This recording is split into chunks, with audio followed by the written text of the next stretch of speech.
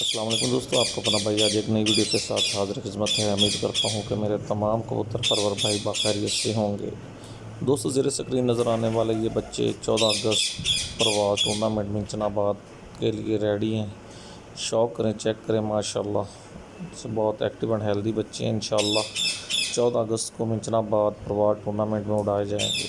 दोस्तों, वीडियो अच्छी लगी हो तो लाइक एंड शेयर कीजिएगा, चैनल को सब्सक्राइब करें, बेल आइकॉन के बटन को प्रेस करें ताकि हमारी नई आने वाली वीडियो को बआसानी देख सकें। दोस्तों, ये कमरे के अंदर है, थोड़ी देर बाद हम इसको बाहर कमरे के बाहर भी छतरी पे बैठाएंगे, आपको दिखाएंगे, शो करवाएंगे। माशाल्लाह से ये बहुत खूबसूरत बच्चे हैं। ये चेक करें दोस्तों, ये बाहर सेन में छतरी पे बैठाए हैं बच्चे, आज पहली बार बाहर निकाले हैं। इंशाल्लाह ये 14 अगस्त परवाज़ टूर्नामेंट में मिंचनाबाद में परवाज़ करेंगे। चेक करें दोस्तों, माशाल्लाह से इंशाल्लाह ये दो बच्चे परवाज़ करेंगे जी 14 अगस्त वाले दड़े में मिंचनाबाद।